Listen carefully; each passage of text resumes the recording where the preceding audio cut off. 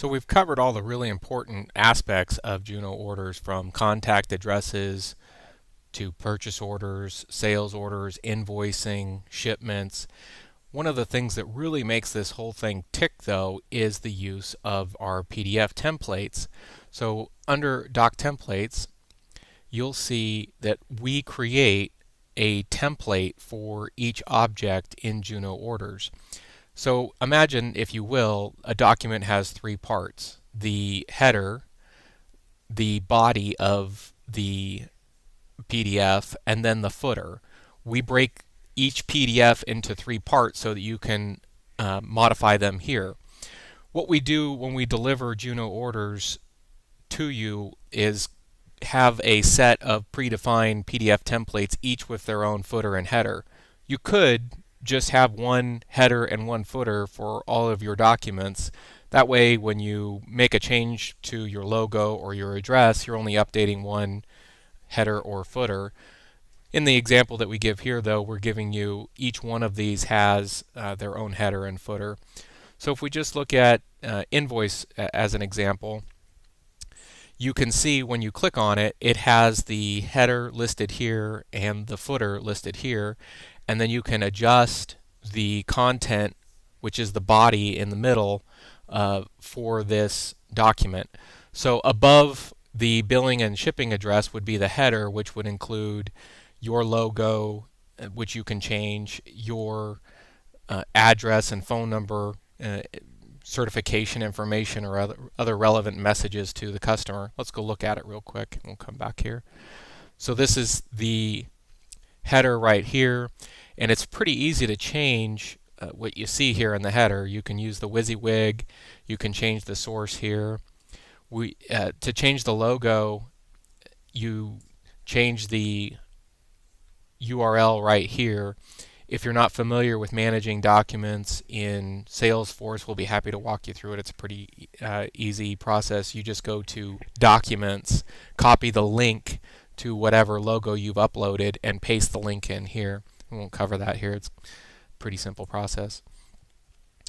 And then you'll see that this is the header referenced for this template right here. If this was the same header being used for multiple templates, they would all be listed here. Same thing goes for the footer. It's just showing you that this footer is only related to one doc template, and we just kind of give you some generic information, text to put in the footer as well. But you can get elaborate, put links in there. Some people put links to, say, like their W-9 or something like that people commonly ask for when they're receiving invoices from you.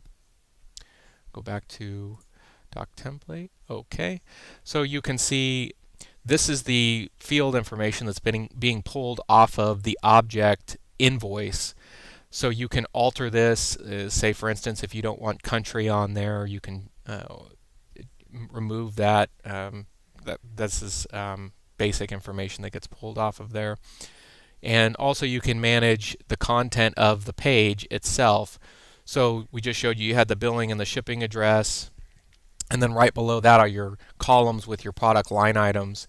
You can change the look and feel of those columns. So let's real quick, we'll go back to a invoice. We'll open it in a new tab, and we'll go look at the invoice that was created. Here we go. Okay, so when we preview the PDF, this one we just kind of left it as is. So you see here the spacing is not all that great. Maybe we want to pull the product or the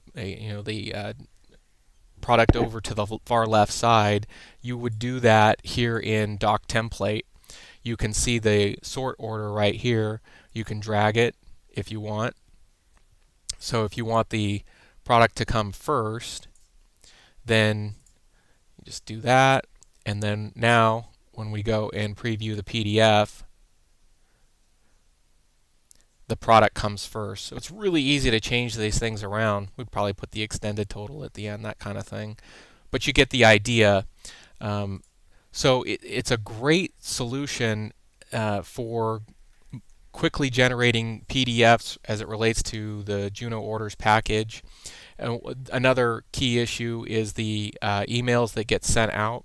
So if we go back real quick, we'll look at that invoice. You can see when you create an invoice, you're defaulting to both a PDF and an email invoice or an email template.